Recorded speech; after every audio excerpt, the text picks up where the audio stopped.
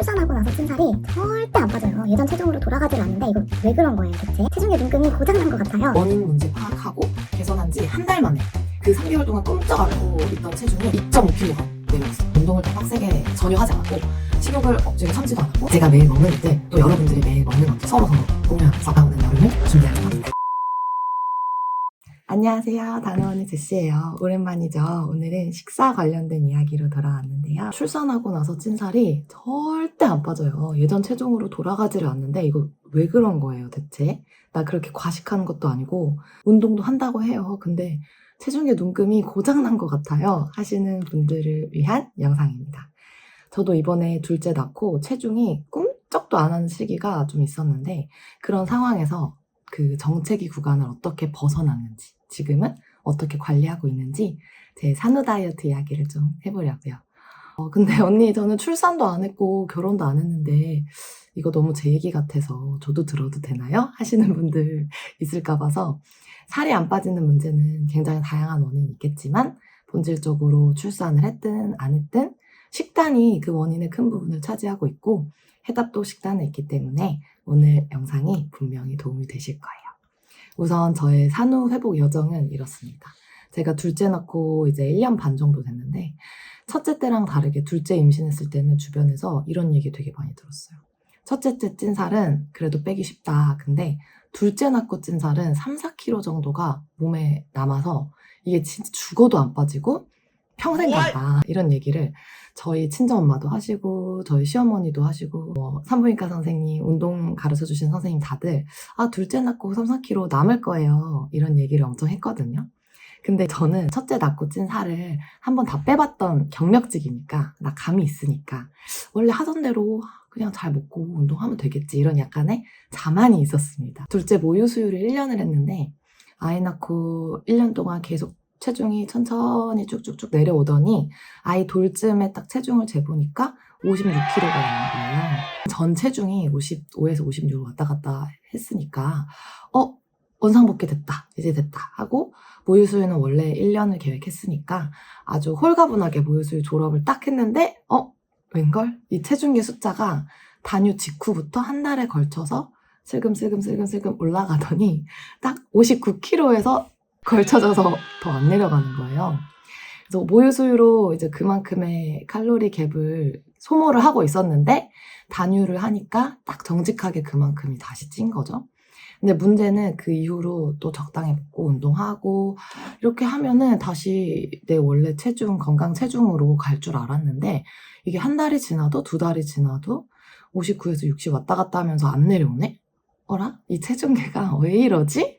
내가 애 키우느라 바빠서 밥을 걸렀으면 걸렀지 뭐 그렇게 대단히 과식을 한 것도 아니고 근데도 내 원래 체중으로 지금 돌아가지 않고 있다는 건 뭔가 원인이 있는 거다 라고 생각해서 제가 그때 뭘 했냐면 지지난달부터 제가 뭘 얼마나 먹고 사는지 언제 먹고 얼마나 먹고 어느 정도 빈도로 먹고 있는지 객관적으로 좀 파악을 해보려고 한동안 안 쓰던 식사일기를 다시 쓰기 시작했어요. 역시 식사일기를 써보니까 그 3, 4kg 증량의 진실이 적나라하게 드러나더라고요. 결론적으로 식사일기를 쓰고 나서 원인 문제 파악하고 개선한 지 한 달 만에 그 3개월 동안 꼼짝 않고 있던 체중이 2.5kg가 내려갔어요. 제가 파악한 첫 번째 원인은 뭐였냐면 제 본 새끼 식사 외에 야금야금 찔끔찔끔 먹는 간식이 의외로 좀 있었던 거예요.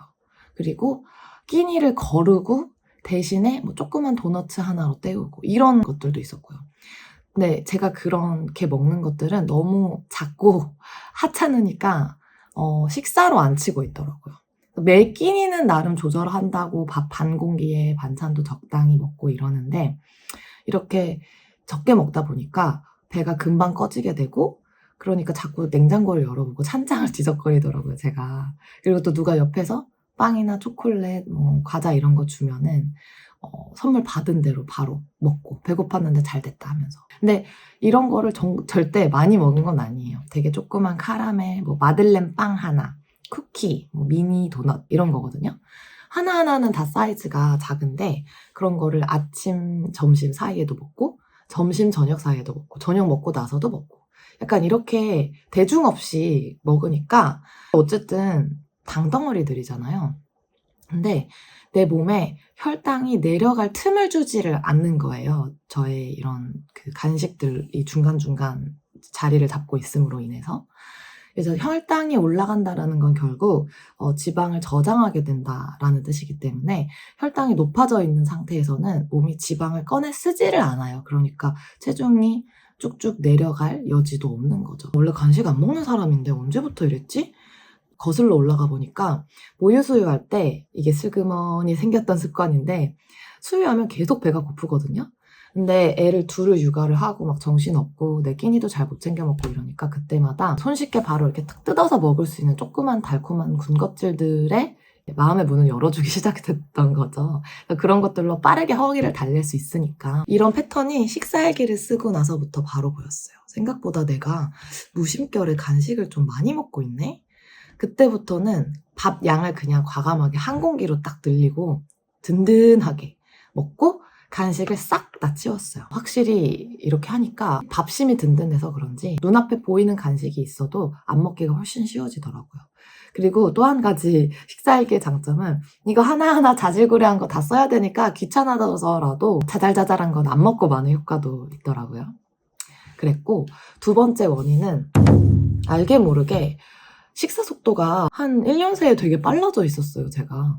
이거는 육아를 하면서 생긴 습관이기도 한데 둘째가 특히 이유식을 시작하고 나서부터는 두 아이 먹는 거를 다 챙겨야 되잖아요. 막 반찬도 잘라주고 흘린 거 줍고 막 먹고 나면 막 치우고 이러느라 제 밥이 이제 막 코로 들어간지 입으로 들어간지도 모르게 막 호로록 대충 씹고 삼키니까 이거 뭐 먹은 것 같지도 않고 내가 이걸 얼마나 먹었는지 객관적인 파악이 안 되는 거죠.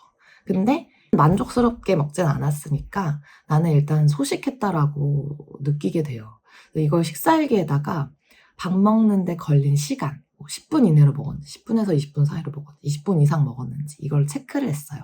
그리고 또 한 가지는 내 식사에 대한 내 주관적인 만족도, 열량이나 시간 이런 걸 떠나서 얼마나 행복하게 먹었는지, 만족스럽게 식사를 먹었는지 이것도 같이 체크를 했거든요. 사실 밥 먹는데 몇 분 걸렸나 이런 거 사람들이 평소에 잘 따져보지도 않죠. 먹기도 바쁜데.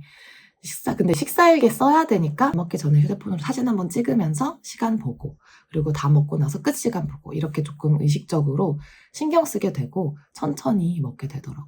세 번째로는 식사일기 쓰면서 좀 더 신경 쓴 부분이 식사의 순서였어요. 이렇게 막 식사일기 써보던 시기에 마침 저희 엄마가 건강검진 결과가 나왔는데 당뇨 위험군이고 혈당을 관리를 해야 된다 이런 결과를 받으셨어요. 그래서 제가 막 혈당 측정기도 사드리고 혈당 관리를 해드리면서 이 식사 순서 바꾸는 걸 제일 신경 썼는데 저희 엄마가 한 달 만에 이 식사법으로 별 노력도 하지 않고 2kg가 빠졌다고 너무 좋아하세요. 이게 어떤 식사법이냐면 식사할 때 무조건 순서를 채소 먼저 먹고 그 다음 단백질, 그 다음 지방, 마지막으로 탄수화물을 먹는 거예요. 예를 들면 집밥을 먹는다 치면 무조건 샐러드를 꺼내서 한 줌을 먹고 그 다음에 단백질 반찬을 먹고 마지막으로 탄수화물인 밥을 먹는 거죠. 근데 맨밥을 먹을 수는 없으니까 마지막으로 밥이랑 반찬은 같이 먹고. 외식으로 예를 하나 더 들어볼까요?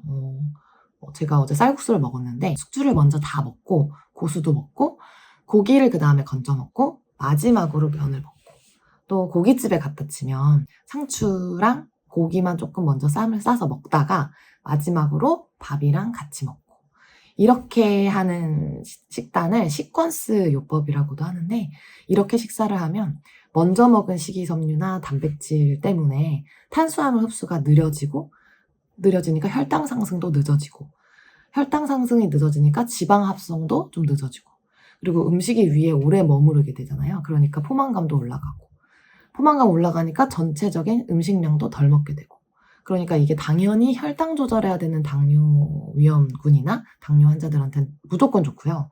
체중 관리하고 싶고 건강 관리 생각하는 사실 모든 사람에게 추천하고 싶은 정말 좋은 식사법이거든요.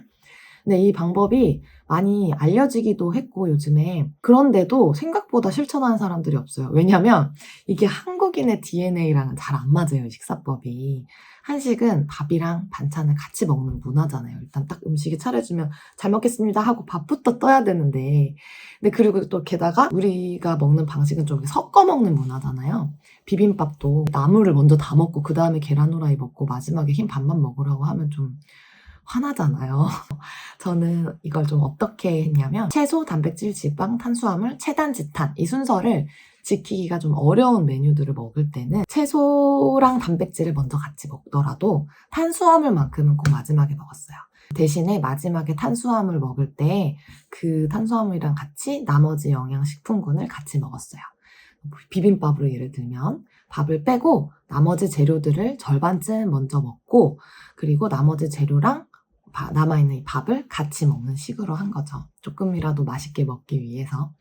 채탄지단 순서로 먹어야 하는 거는 저도 원래도 알고 있었고 임신 전에는 그렇게 습관처럼 해오곤 했었던 것 같은데 어느 순간부터 이거를 또 실천하지 않고 있더라고요. 그래서 이번에 식사일기 적을 때 매끼니에 체단지탄 순서 지켰는지 이거 체크하는 항목도 넣었어요. 그러고 나서 훨씬 더 실천 빈도도 늘었고 의식적으로 하게 됐던 거죠. 정리를 하면 이번에 식사일기를 쓰면서 제가 모유수유 기간을 거치면서 알게 모르게 좀 안 좋아져 있었던 식습관을 다시 점검을 할 수 있는 기회가 됐고 첫 번째, 본 식사량 든든하게 늘리고 달달한 간식 완전히 끊기. 두 번째, 10분 컷이던 제 식사 시간을 20분 이상으로 늘리기. 세 번째, 식사 순서를 체단 지탄으로 꼭 지키기. 이렇게 세 가지를 하면서 한 달 동안 2.5kg가 빠졌고 아직 임신 전 체중으로 돌아가려면 1.5kg 정도 남았지만 5월에도 꾸준히 식사일기를 쓰면서